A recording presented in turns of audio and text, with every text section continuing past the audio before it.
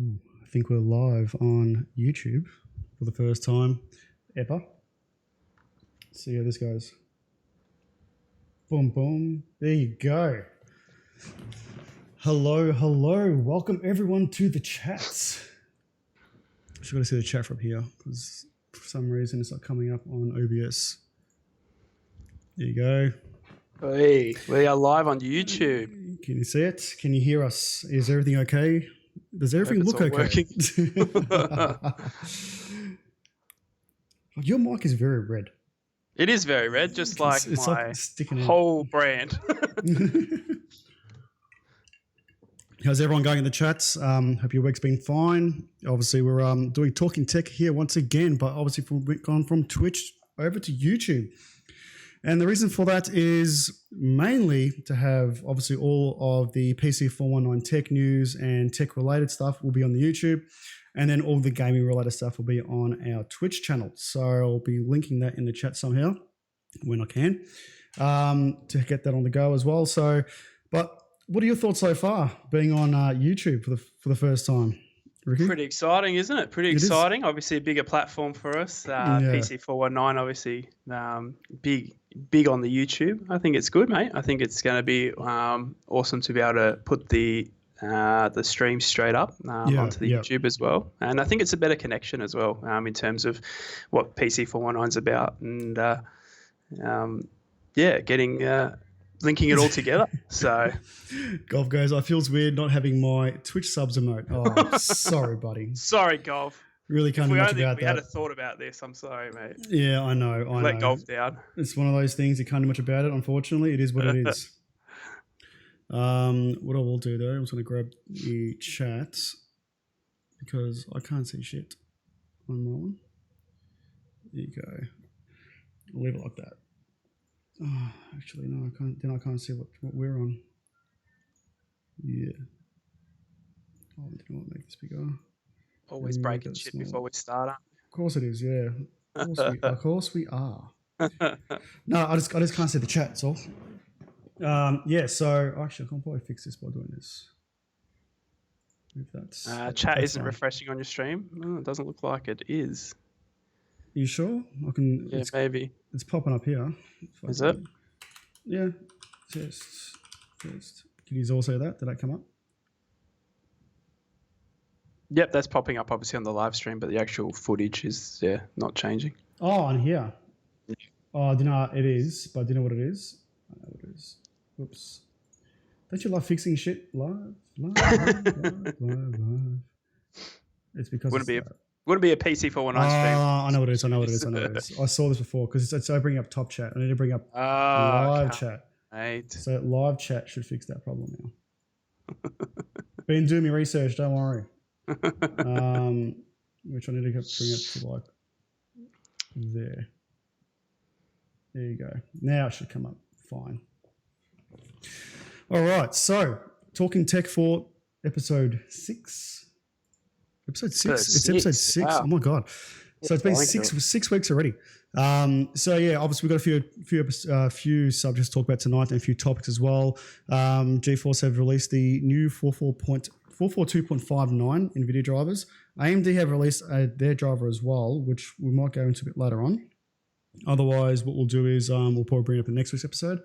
But we might have a bit of teething issues with this episode due to the fact that we are going to YouTube. It is the first time. A few things we need to obviously put in there, so hopefully it should be okay. But I'm just like trying to monitor everything at the one time as well. Is everything okay? That looks all good to me, mate. Looks all good to me. Obviously, the first stream on YouTube, going to be some teething issues, but we're working through it. Yeah, I think we're showing our beautiful faces to the YouTube world, and look, sometimes that's all you need to do. So I'll see if the chat is working. Just make sure it's working on my end so I can pop it up. Boom. I'll look in a second now. Yeah, it's all right now. It's popping up. Because you've got top chat and then you've got live chat as well. Chat, yeah. It's all different, isn't it?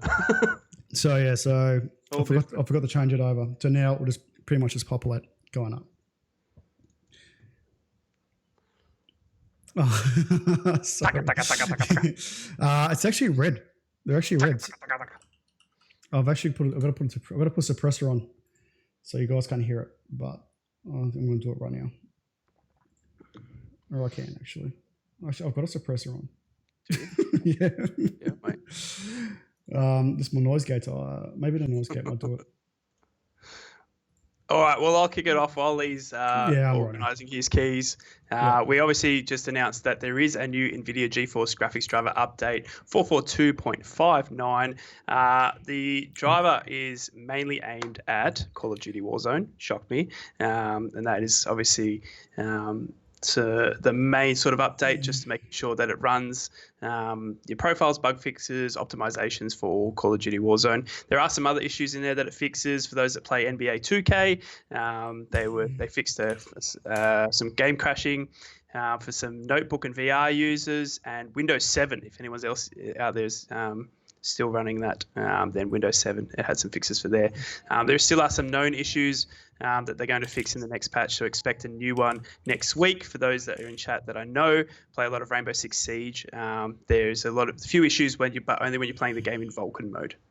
So look out for an update, probably early to next week is what I've been told. Yeah, that's right, exactly right.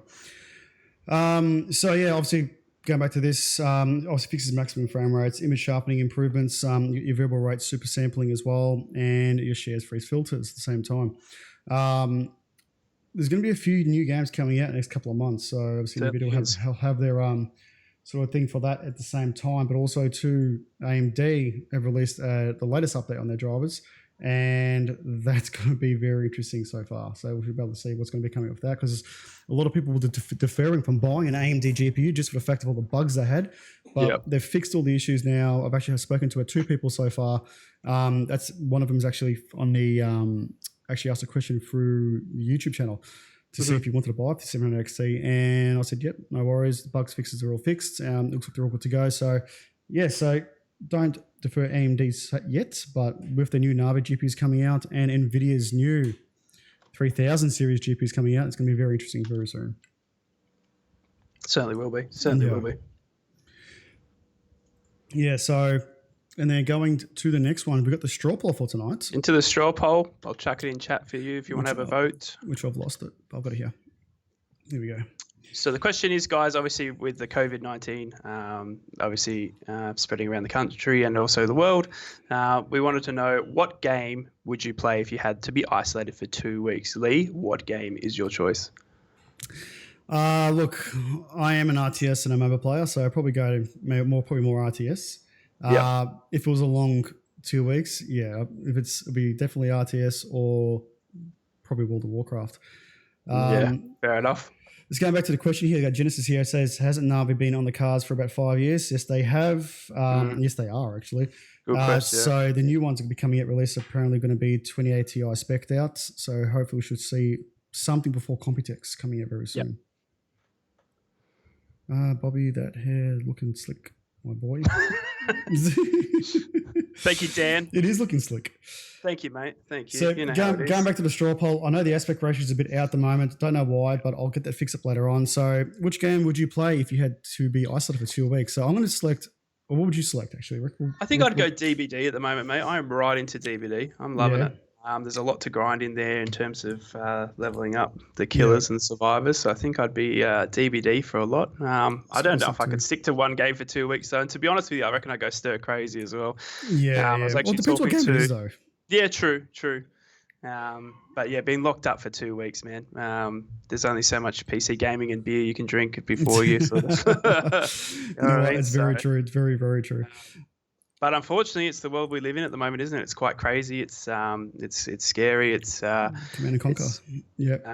Command and Conquer. Yes, cannot wait for that. What is it? It's the definitive edition, like they did with Age of Empires, right? Yeah, they're remastering. Remastered. There you go. Remastered. Exactly. Get back onto it. So we've got 4 votes for FPS. We've got 3 votes for RTS, 2 votes for mobile so far. And none for Flight Sim. So I'm guessing Mark's not in yet because he'll be choosing Flight Sim.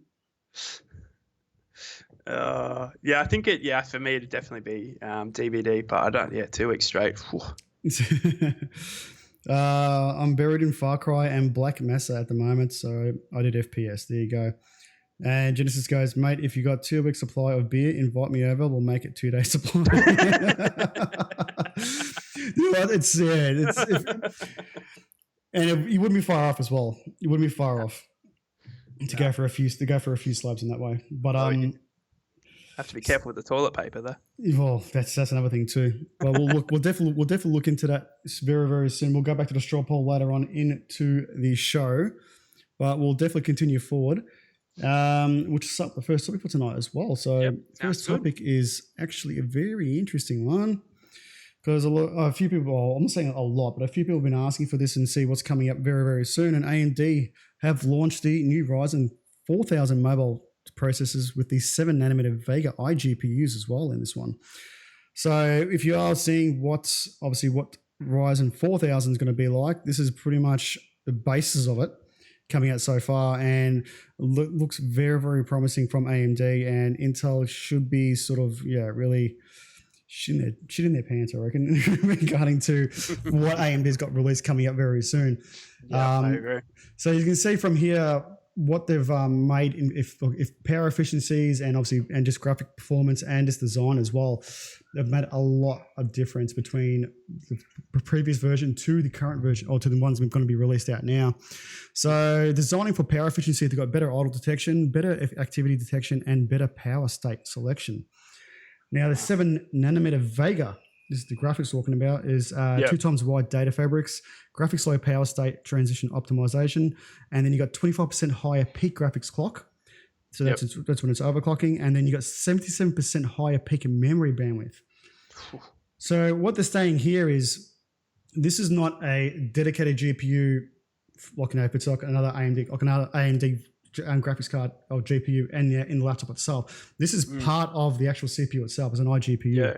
So they're gaining a lot out of this. So apparently they did time spy, and it got 59% higher time spy performance per compute unit, and 1.79 teraflops as well, FP32. Geez, that's a big jump, isn't it? It is a big jump.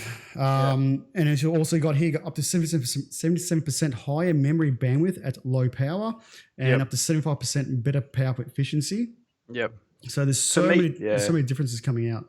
For me, that's the key one, that 75% better power efficiency. We know, obviously, there's a fair few AMD users, but the majority, I would say, of AMD users are your editors, your photo and, using for video editing and stuff like that. So to have a longer battery life while, you're punching out your videos and all that sort of stuff, that's a big win. Exactly. Genesis goes, Intel were shitting bricks when Raven Bridge Ryzen 7 launched. Yes, I totally agree with that. Mm-hmm. And then you've got Andrew Goings, but how will you know what's happening in the world when all the shows are cancelled? That's the reason why you have media companies like ourselves to actually look into that at the same time. So do stay tuned to the website, because I'll be giving that a major update within the next 3 or 4 days. So all the tech news will be out on there. But it's probably been a while since I put one up so far. But I'll be definitely looking into this. My sources up in AMD, Intel, Nvidia, and obviously anything that's going to be coming out. Don't forget about Samsung. Samsung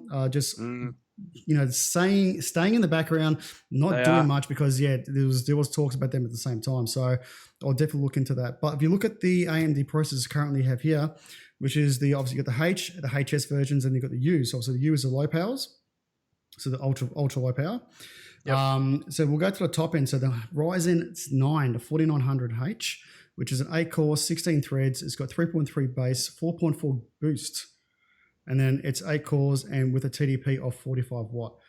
It's got a bit of juice coming out of it, but not wrong. It's actually not too bad for what it's producing as well for an 8-core, 16 thread. AMD are going to literally be taking Intel for its runner on this one. Not wrong. Then you got the 7nm Vega mobile graphics performance, which is out of the 4900H. It's just 8 cores, 16 threads, 8 cores. And then you got 1750 megahertz GPU clock with a SoC of 45 watts as well. That's separate to the CPU. So looking at the APU side is, it's going to be a big, big jump, and AMD are going to make some really good jumps on this. And obviously going to the mobile market, Intel have sort of literally taken over it. Anyone that bought AMD laptops back in the day, they knew obviously, one, they couldn't last. Two, doesn't matter how many the cores they had, it wouldn't play any game really. But now, the performance-wise, and if you think about it too, it feels like it's coming. Look, they're pulling out the console power into the laptops now. So, so obviously, most of your consoles from, well, I'll say, whatever, if it's PS3, PS4, Xbox One, they're all got AMD CPUs in there.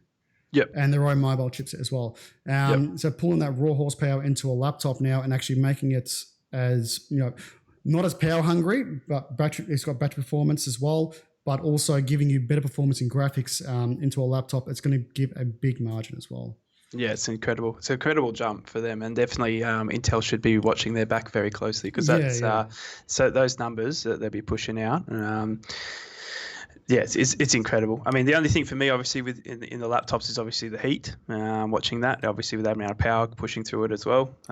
Watching to see how hot it gets, but obviously we're in the 2020 now. Yeah. In the U series, you wouldn't get much at all, to be honest, out of any of them. Yeah. And I agree with Genesis as well. So he's got the 4300U, which is also the lowest version. So it's 4-core, 4 threads, 2.7 base, 3.7 boosts. It's got GPU cores of 5, but it's 25 to 15 watt. Like that's ridiculous. So it's very ultra low, and it's actually not bad performance as well. So it's not bad for that. Yeah, exactly. Even on the base model sort of thing. So. Yeah, exactly right. So so AMD are releasing some good things coming soon. So hopefully we should see them in the next couple of months, and hopefully we'll see what they come up with at the end of the day. Fingers crossed it's not delayed. That's for sure. Well, I doubt it very much. It would, to be honest. It's more or less just making sure it's ready for it. That's what you want. If it's not ready for it, then just don't release it out. Yeah. Next topic for tonight, if you're looking for a cheap TV or a cheaper TV, which is OLED, but the good thing about this is it's OLED TV and it's LG's, and LG releasing their low-budget OLED TVs. Most of the OLED big screens go for about 6,000-7,000 plus. LG's pricing is going to start around 2,500. Yep. So between 2,500 and 4,000 Australian, and that's going to be their average base price. And that's for an OLED TV. So it's going to be the better performance you get from LEDs or OLEDs or so forth, even the current version of what Samsung's got now, the blacks are more richer. And with OLED itself as well, each individual LED is individually lit. So it produces the color for that specific picture, for example, or your blacks become more richer. The only difference now is what you're buying if you're buying more top end stuff is the refresh rate you're going to get out of it, because there is cheap OLEDs and then there's really expensive ones. Exactly. So you do pay. Well, it is, Andrew. It is cheaper than it's one of the cheapest OLEDs out. Yeah, and for LG, I mean, it's cheap. at still at a premium level, I would say. I mean, but it's for an OLED TV. That's incredible pricing. And look, fingers crossed. That's the way of the future is getting OLEDs at a decent price. Obviously, seeing old Davey Warner, smashing out the ads for the LG OLEDs. Yes, isn't he? Hasn't he? So I think LG are making waves, and I think they have been for a while. They have been, and I think they've gotten their technology down to a point where they are able to make it quicker and cheaper. And I think they're one of the leading companies now, to be honest, that have put hot on the heels of probably Samsung, I would think, as well, in terms of picture quality and also obviously what you can get for the price as well. Yeah, exactly. Yeah, I'm very impressed with LG, and I think there's a lot of people that are also investing into the LG monitors for gaming and stuff like that now as well. So I think they're obviously on the right path for sure. Yeah, look, gaming side, they're okay. Look, I've seen a few of the gaming monitors, even Samsung, I've seen a few of the gaming monitors. Look, they're not too bad, but comparison to, obviously, you got BenQ, which is probably the top range eSports gaming monitors, which is ridiculously priced for the size what you're getting. But this particular topic, the reason why I brought it up, and obviously Andrew's saying, can you provide comparisons? Because it's not about comparison. I can actually do a video on this. If you guys actually really want me to do a video on comparing, these sort of TVs and whatsoever, I have no issues whatsoever. Mm-hmm. It's about buying top end technology from, if it's last year's or even this year's, for a cheaper price. So what you buy, from example, Kogan, or you buy, if it's the cheaper TVs you see for like $1,000, 65-inch 4K TVs, you compare one of those TVs compared to an OLED, there is no comparison. Yeah. You might, if you see it individually on its own, the cheaper TV looks great and it will look good, but you put it up against an OLED TV, the color vibrance is completely different, and that's where you can tell. And that's what LG is trying to do. LG is trying to grab the market, as Samsung did. Samsung did so many years ago, and now the branding for any TV. Like if anyone mentions, what TV are you going to get? I'll probably look into Samsung. Yeah, exactly. Very rarely going to say, I'm looking at an LG TV. Yeah, exactly. Yeah. So in this particular case here, when you see people, when LG is trying to sort of cut the market and say, you know what, let's put our good technology onto a cheaper TV and try and boost it out, because LG is not a bad brand. They're still good. No, I completely agree. Yeah, and most of them as well. Samsung, LG are probably the two biggest brands in the world that actually make your monitors. Pushing each other. And the technology comes out from your monitors for other brands like Asus or so forth is either a Samsung or an LG brand monitor. But it all depends on what LG is going to be releasing for their base TV and for their medium and then for the high range. So if their base TV is just an OLED, but it's got a shitty CPU in there and not much RAM and it's just slow, well then it's really useless. But I doubt it very much. They're looking at pretty much trying to corner the market off Samsung and any other brand out there, saying, you know what, if you buy our cheapest TV or you buy our most expensive TV, you're going to get at least some of the greatest technologies out today. Yeah, exactly. Yeah. That's going to be another thing. And for a good price as well. I'm pretty sure as well LG screens Kogan as well. I think Kogan sort of utilize LG on the cheaper side and use their components obviously to make a cheaper TV as well. Well, that's another thing as well.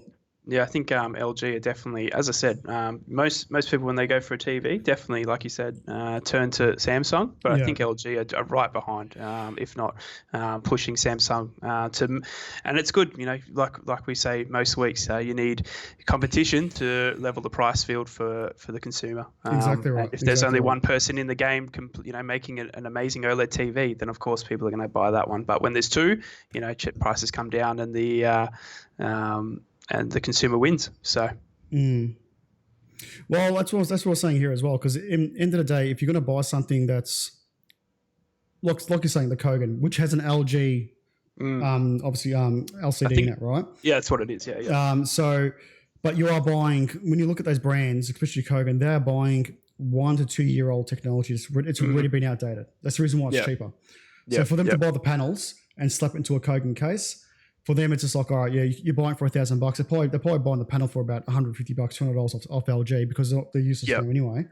But when you're buying, example, OLED, look, I said, it's still at its infant stage at the moment, but let's just see when they come out. And when I get more information about this, I'll actually get my contact in LG itself, and I'll see if we can get some more info about this. We might do I might do a comparison video, or we might bring it up in the next Talking Tech and see what they come up with. Sounds perfect. And there's a question in chat: are they smart at that price? Yeah, they would be smart TVs if that's the question. Oh, 100%. They're all smart TVs. Yeah, they're all smart TVs. Yeah, I think LG have got one of the best smart TV program. I think they're Android. Yeah, Android. I know Samsung's still using their Tizen.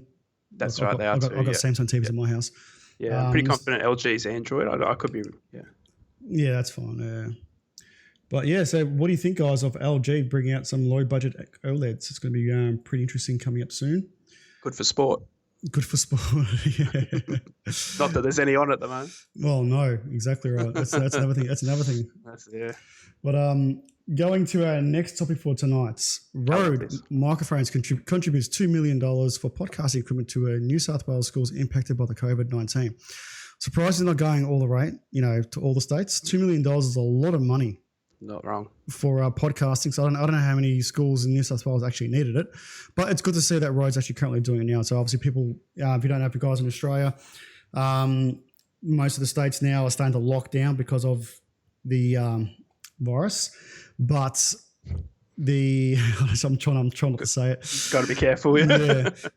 Because of the virus, and what they're doing now is obviously locking down schools. There's a lot of things happening here. Obviously, it's happening around the world as well. Yeah. But for Rode Microphones to actually contribute this amount of money, it's amazing, isn't it? My issue is they've only done to one state though. Yeah, true. $2 million in equipment, you would think that it would be throughout all of Australia. Yeah. What I see there, honestly, is probably what? I don't know, maybe $3,000, maybe $2,000 if you want to go high end, right? Yep. Where's this $2 million? True. It's a good question on where it goes, and I think obviously there's been some issues even with the bushfires about the charity money going to the wrong places and stuff. We just pray and hope that it's obviously doing the right thing. But for me, it's an amazing gesture from Rode. Rode are obviously an amazing microphone company, makes some amazing gear. Being a streamer as well, one day would love to have some Rode gear, and for them to donate that to the teachers so that the school and the children don't miss out on their education. Obviously as a parent myself, having my child in school right now, is it something you do? Is it something you don't? Every parent's going to have their different opinion on that. But obviously for the parents that are scared and worried to send their kids to school, it gives the teachers still an opportunity to put the education and put the classroom in front of that child. And I think that's just crucial. And I think that's amazing as well. And for Rode to go and be the first person to do this, I hope that there are more companies that jump on board and help teachers and the education department still produce that classroom, because obviously rural towns move back. Move back a bit. You're popping it. So I think it's incredible, and I hope that he's lost his train of thought now. I have. Good on you. I hope that the other companies jump on board. I really do, because we need to keep the education getting to the kids. So yeah, exactly. I need to get him a Yeti X, so we both sound pretty much still very same, and you can cut it. It's good Genesis. I'd rather know than not. Maybe so I'm not that. Well, I understand too, guys. We're actually running him off Skype as well, so so it's going to obviously come through not as good as it should be, but fortunately he can't be right next to me, so it's one of those things. Andrew, so I'll go back to Andrew. Actually, Andrew had a question before, so according to Andrew, that's about 5 microphones and 6 mixers for about $2 million. That's about right. And then his next question was, have you talked about now is the best time to buy computer parts and stuff you can claim on because you are working from home? Well, that's another thing as well. I've actually got a video on that. I talked about buying PC parts, and do you know what? I wasn't wrong. Nope. The video's only about 2 weeks old, or just over probably a week and a half old, and I wasn't wrong at all. And I think PC parts are now more or less going to become more expensive because if every Tom, Dick and Harry's going to be at home, I just feel sorry for our NBN. If that's going to survive. But yeah, that's going to be one thing coming up soon to see what's if they are going to raise these prices or not. Make sure you check out the video, guys. It's quite informative. Lee's done a video on that subtopic only a couple of weeks ago, like he said. It's very informative, and it's a great question, because are we going to see an increase in prices and stuff like that is a question on everyone's lips. And then obviously working from home, those that do need their computer and stuff like that, are people going to need to be, buying computers at work for work purposes for their home now? So, yeah. But Andrew's question was obviously percentages of use, but tech industry, can you claim for educational use too? Well, if you're at school, I'd say yes. Depending on your trade and what you do. So it's one of those things you're gonna have to wait and see. But I would honestly speak to your accountant in that aspect, because they're gonna be.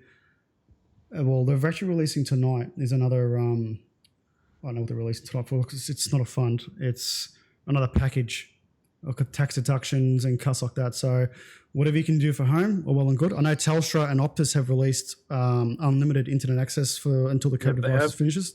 Yep. So that's pretty good for them. Yep. But so it's gonna be really good so far. I mean, FTP is going beautifully. Yeah, I've got FTP here as well. FTP is outdated by 20 years as soon as it Not wrong, Genesis. Not wrong. I agree. That was what I struggled with for about 2 weeks there. So it was a horrible experience. So I think you'll be able to claim it, Andrew, to be honest. Speak to your accountant about it, because I've done the same thing here. Yeah. But definitely back to the topic, guys. I think it's amazing. And I think Lee hit the nail on the head. I hope that it does go to Australia-wide. I think there's going to not just New South Wales that are affected. There's going to be, all the states and territories are going to, want to be putting the classrooms in front of their kids anywhere they can. And they're going to need help to do that. It's not going to be a cheap thing to do, and let's hope obviously the teachers can have all the equipment and that supplied to them, so they can still put the class in front of their kids, whether they're in primary school or up to high school. I think it's still important. Exactly right. Exactly right. But yeah, so good old Road. Thank you very much for that. Yeah, well done, Road. Next topic for tonight is this is an interesting one. I'll bring that over. I need to start screen sharing, but this is probably the quickest way for me at the moment. Yeah. Okay, so Samsung could turn its phones into Nintendo Switches thanks to this accessory. So apparently they've patented an accessory for it, which is Samsung aims to turn your Galaxy S20 into a powerful Nintendo Switch. Well, pretty cool. Going from you got 12 gig of RAM and 120 hertz screen, this is going to be very, very interesting.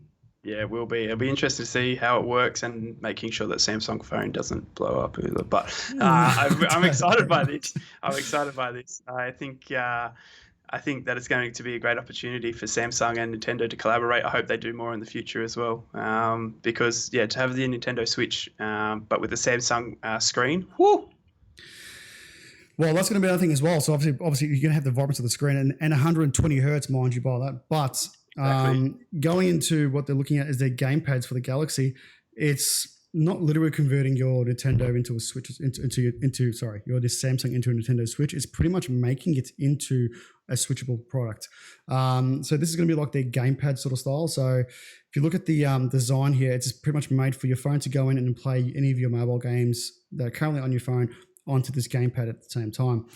Other reason why it looks like so much like a Switch because of obviously the Joy-Cons up here as well, and what you can do at the same time. So mobile gaming, and I mean like mobile gaming itself, is going to be such a big thing coming up. Or it is a big thing at the moment, but not as large as it is in Australia. Probably more Korea at the moment.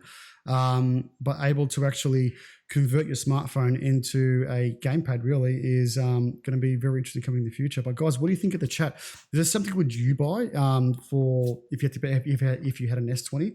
I don't do much mobile gaming. My phone is pretty much for business. Yeah. But yeah, it's just going to be very interesting to see what it's going to be like. Hopefully in the next future to see what Samsung's all about. But I don't think there's any prices on here as yet, and release dates. I'm looking on this page here. No, there's not. Yep. So we should probably see something soon, but hopefully great. Yeah. And I think we were talking about it a couple of episodes back about obviously the technology coming out of the showcase at the start of the year was all focused on mobile gaming. Obviously, we had the Alienware pushing up their sort of consoles for mobile gaming. We had the Razer Kio, or is it not the Kio? Sorry, that's the camera. There was a Razer controller for your phone as well. Yeah, we've seen that. So there's obviously the support and hardware there to push the mobile gaming market. It's just whether they've got the games there to play on mobile. I mean, for me, there's no game on mobile that I go, I need to play this now, and play it all day, sort of thing. And it's obviously still going to the console or the PC. So it's interesting to see all this amazing hardware coming up for phones, but whether there's the gaming companies that are pushing a mobile game that isn't Clash of Clans, God's sake, that's going to take over. Do you know what I mean? That's going to have the player base and the interest in it. Because for me, there doesn't seem to be a game in the mobile market at the moment that's dominating. Yeah, exactly right. So you got Andrew here, or even Jessica goes, I don't really game on my phone. I mostly have it for stupid idle games, actually sink money into. Well, that's everyone's got that. Andrew, I watch YouTube on my phone like I do. Many good games don't have good enough resolution to play properly, like PUBG or COD. Isn't the same. Reminds me of my PSP. Which game on a mobile game isn't pay to play? It's all the same. Yeah, exactly. So I'm going to the next topic for tonight is Nvidia calling on gaming PC owners to put their systems to work fighting the V. I'm just calling it V. Done. I like it. V. So particularly what they're saying is to actually, you can download a certain application, and what it does, it actually uses your GPU power to help get. I'm trying to not say the word. Yeah, I know. To try and help find a, what would you call it? a vaccine Yeah, for the exactly. V. Yeah, for the V. So I think it uses folding at home, and that's something that's obviously been around for years. It was also, I think it was available on PS3. Just reading the article, available on the PS3 back in the day, and it just lends your unused GPU power to the research teams to be able to utilize that power to obviously try and smash out, the answer and the cure that everyone's looking for. Obviously, here they're saying that it helps simulating potential druggable protein targets for the answer that everyone's looking for in the current world. So I think it's a great idea. It's a great initiative, and whatever people can do, especially around the world, I think people are going to do it. I think it's obviously on everyone's forefront, everyone's mind at the moment, on everyone's lip, no matter where you go. So if it's something that we can do for those that have got powerful PCs, know that they've got the extra GPU power, they can sign up through the Nvidia GeForce, utilizing the folding at home technology, and help these researchers out. And I think it's a great cause and another sort of great initiative, something that you probably would never think of that could help. But I don't think I've got a 1070, dude. I'm not. No. Regardless, if you say you had a 2080 Ti, would you utilize your own power? Well, I'm talking about GPU power. I'm talking about physical power, not knowingly what they're really using it for. Even though it says it's for this. True. Like, my concern is that, are they using it for this? Yeah. And exactly, Genesis goes, hikes up your power bill a bit. It would. It's basically mining, but without the earning of the coin. Andrew goes, Andrew, you're actually dead right. 17. So you moved to YouTube? Yes, we have. So Talking Tech is now on YouTube from now on. So thank you for joining in. Much appreciated. Andrew goes 1070 Master Race.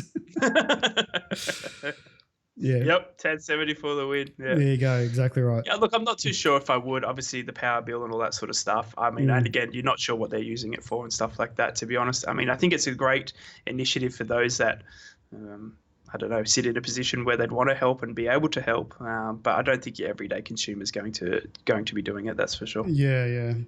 If I don't re-get my stepdad's place, I wouldn't give a damn. He has an load of solar panels and sells back to the power companies. In that case, well, then most definitely put your PC to good use. Yeah, exactly. Yeah. So that's it. So back to that. So if you want to help with the V, we'll call it, you can definitely just click onto this link here. Actually, I'll put it into the chat at the same time for you guys to actually read. We should be doing that at the same time. It's worth a read, guys, definitely. Yeah, so most definitely, but this is going to be a bore. We don't know I think there was a video released today by Austin Evans on this one. I haven't actually seen the video yet, so take this all with a grain of salt at the moment until I actually see it for myself. But they're already saying that the Xbox Series X is basically a monster gaming PC. Yeah. So starting with the CPU custom Zen 2 chip inside the Xbox X Series, rocking 8 cores at 3.8 gigahertz or 3.6 gigahertz if developer chooses to leverage the multi-threading of AMD's or Intel's hyper-threading. Essentially has the physical cores into virtual cores. The Xbox X is using a custom CPU. There is no direct equivalent to whoever, but closest term to the specs is a Ryzen 7 3700X. Wow. And it's on par with Intel's 9700K. This is gonna be pretty incredible, isn't it? It's pretty incredible. That's gonna be another thing as well. So we're also comparing here with the graphics card. So put into comparison with the graphics chip itself. It's pretty much a Radeon 5700 XT based on the RDNA 1, and it's got some good boosts and base clocks as well. So game clock's got 1755, but it can boost up to 1905 with 8 gig of DDR6 RAM. Far out. Wow. Yeah, I know that Xbox obviously coming in with the Xbox X is. I'm pretty confident that their goal was to maintain 60 FPS at 4K. I think that's the dream. I think that's what they want to get out of it. And of course, to be able to get that, you need a pretty good console behind you to do that. And this obviously answers the question: have they done that? Yes, they have. Well, wait till they come out first, and we'll definitely 100% see about that. But like I said, I think Austin Evans did put a video today about it, which I did see, but. Yeah. I don't know if it was real or so forth, but he was holding the Xbox One X on it, or the Xbox Series X, whatever you call it. But looking at some of the custom specs on here as well. So the CPU's got 8 cores, GPU's 52 CUs on there, die size, whatever that is. Memory, 16 gig of DDR6 memory. Bandwidth is 10 gigabits per memory. 1 terabyte custom NVMe SSDs, which they are apparently hot swappable as well, and you can add and back up on that one as well. Cool. Wow. It has an expandable storage of 1 terabyte, which is I think is what I was talking about. Yep. So it's a sort of an expansion card that you can buy. External storage uses USB 3.2. Optical drive is 4K Blu-ray, and performance target is 4K 60 FPS up to 120 FPS. Far out. I mean, load times on that as well. That'd be incredible, wouldn't it? I mean, I don't put it. They've released some. They've got some technology in there. Apparently, it's instant load times. Wow. Yeah, that's the dream. sorry, not instant load times. It's instant playback. So if you go back in the game, go back into it, it's literally instant. Yeah, that's incredible. Some of the instant anyway.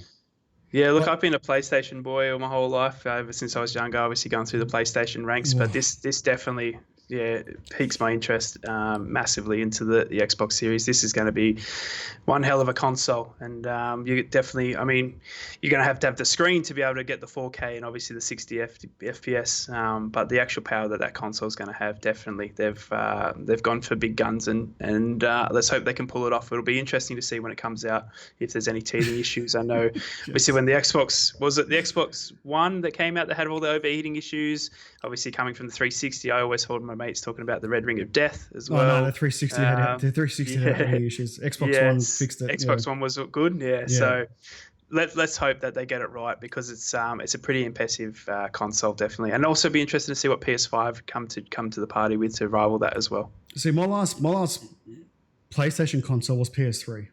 Oh really? Okay. Yeah. Okay. And you switched to the Xbox. I went to Xbox. Yeah. I've actually had Xbox pretty much all my life since it started.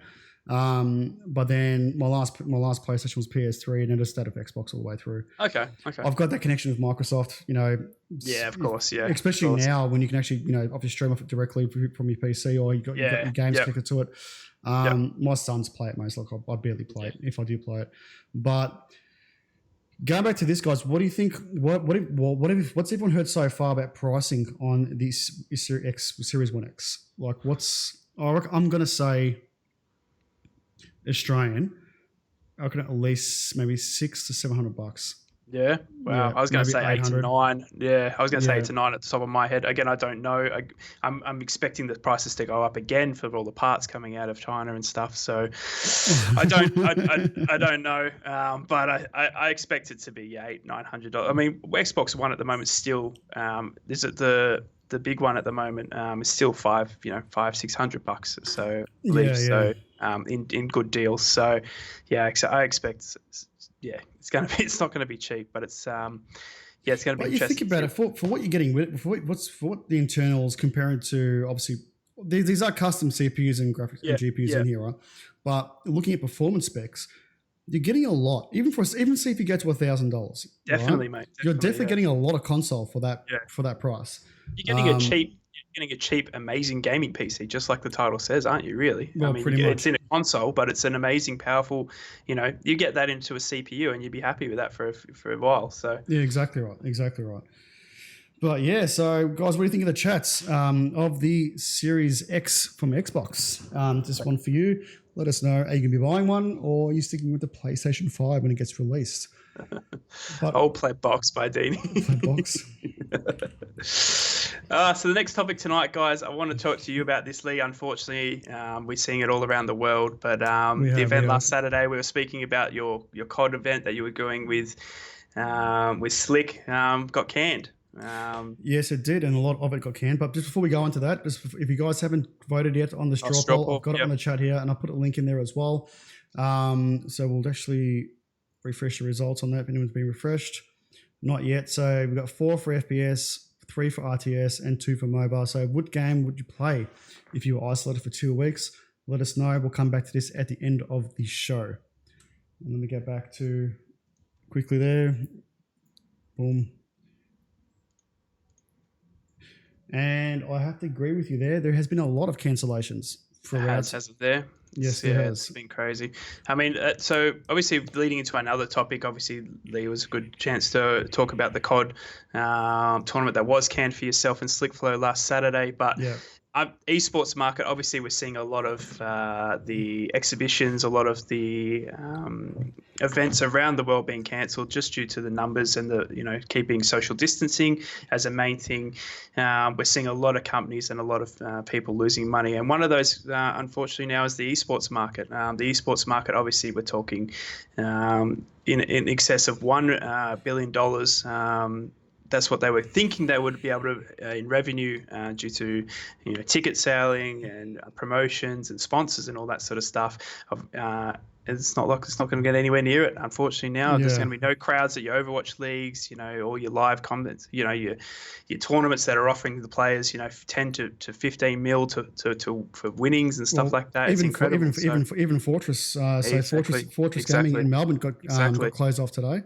But just quick before we go into head, I just want to see Genesis' question here. Goes, how long will it take for people to actually hack Linux on the Series X from Xbox? I'll be honest, I don't give it much time at all. They'll do something with that within the first year. Yeah. But yeah, going back to what you were saying, a lot of cancellations. So even more so, bar from all the leagues that's been out, obviously what's coming out. Look, most of the online leagues will actually be generated even further. But of course.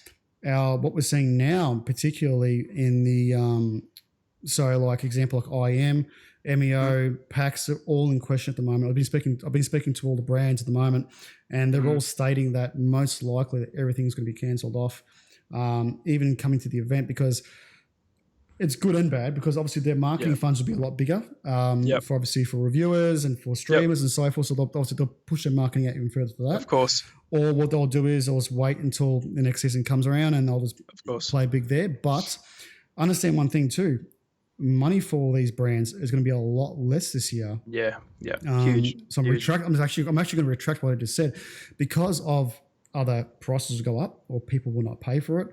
There's not enough stock. So it all depends on how much sales they make and what they're going to be doing. But it's such a shame that this plague has gone around the world now, because it's affecting so many industries, and it's not just tech, not just the tech industry. Like obviously, mechanical industry, like I'm in at the moment, and other industries out there at the same time.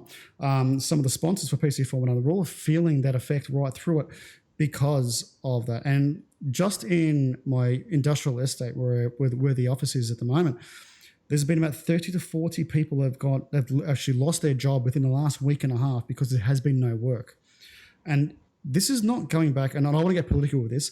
This is not because of the V, right? It has nothing to do with the V. We've been in a recession for a very, very long time. This has triggered it further, much quicker than it should have.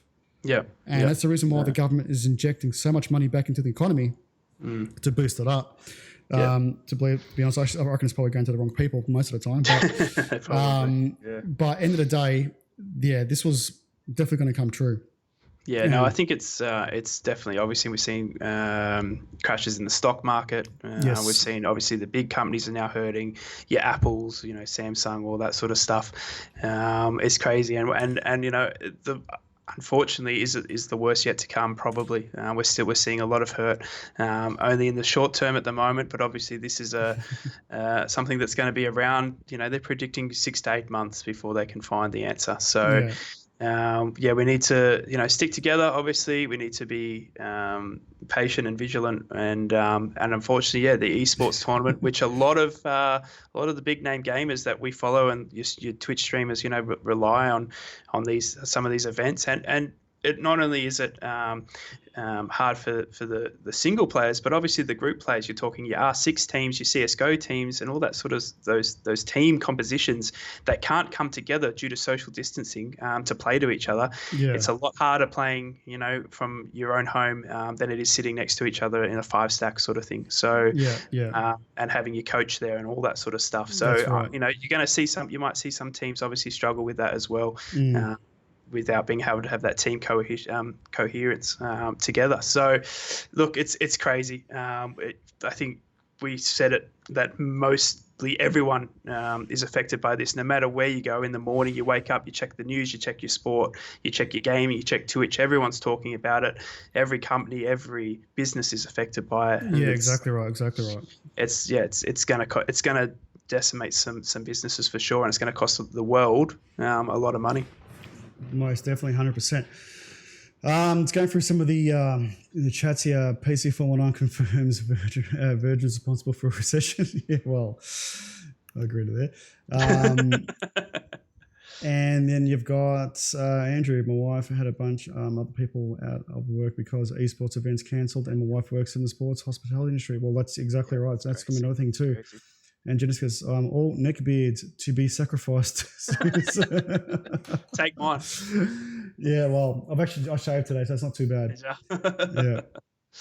And thank you for the follow too. I can actually see what's on here because it's not showing me live events, but thank you whoever followed. Much appreciated for that. It popped up on there.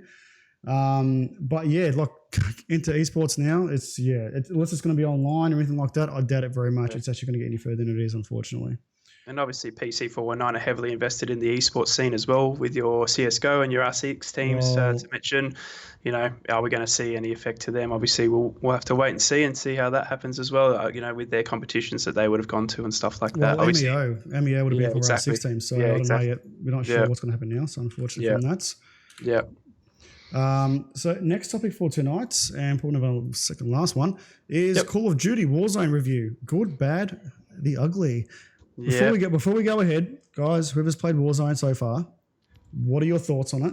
And what do you think that's going to be happening next?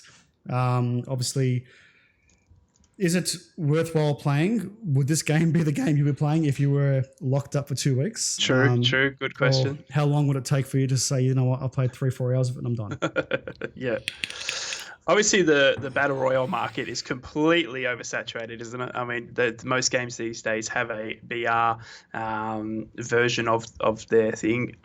From what I've heard, I actually haven't dabbled in it myself because I'm lacking the friends. Lonely strike for Recover there. I've heard good things. Obviously, it's decimating the Twitch market. Every streamer and every big streamer is playing it and checking it out. And it seems to be the views are mixed, is what I'm hearing. I've heard good reviews. I've heard bad reviews. I see a lot of the big time boys are still playing it, but I'm not too sure if it's going to be something that sticks around. I believe it'll stay in the top sort of 5 most watched games sort of for the near future. It looks a lot of fun. But I do not know how long it's going to last. I think it's unfortunately like every other BR. There is so much oversaturation in that market that all it takes is an update from another BR, PUBG, Fortnite, all those other ones to level the playing field. From what I've heard, it's a lot of fun in short doses. Look, I played it. I don't mind it. The map is pretty big.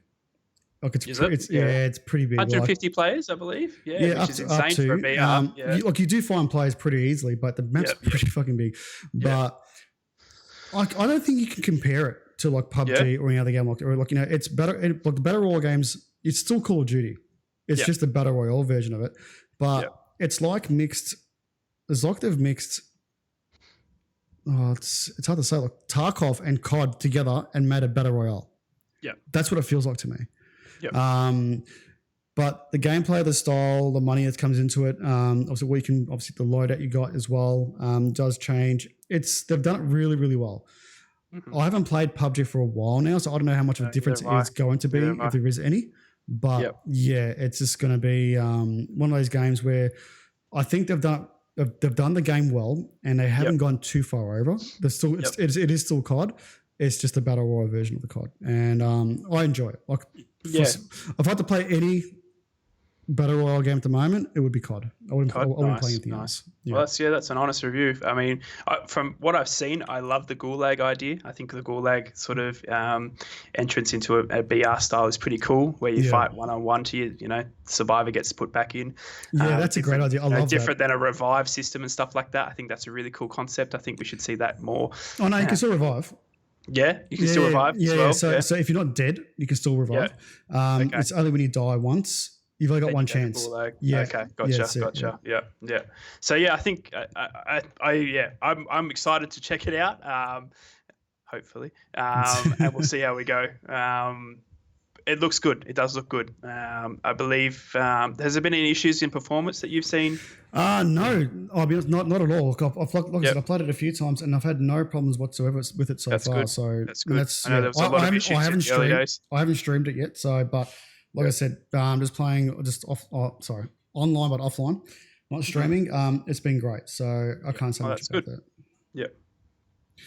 So so that's it, COD, and we're going to go back to the straw poll once again to see if there's any more new votes coming up. We do. So FPS is still in front. RTS is 3. You got 2 for MOBA and 1 for Flight Sim. So there you go. If you guys haven't voted yet, we've got another 5 minutes of the show, so get your votes in. And then what we'll do is we'll keep this voting up till next week's episode, and then we'll see what this obviously totaled out. And then we'll have a start. We'll start a new one for next episode. Be good to know. And the last topic for tonight is... It's just my one. I snuck this in. I don't mind at all, mate. It's all good. So this is Dead by Daylight, I haven't guys. played it yet. So for those that obviously know, obviously being a streamer, I'm over on Twitch. I'm a big DBD player. Have been now for...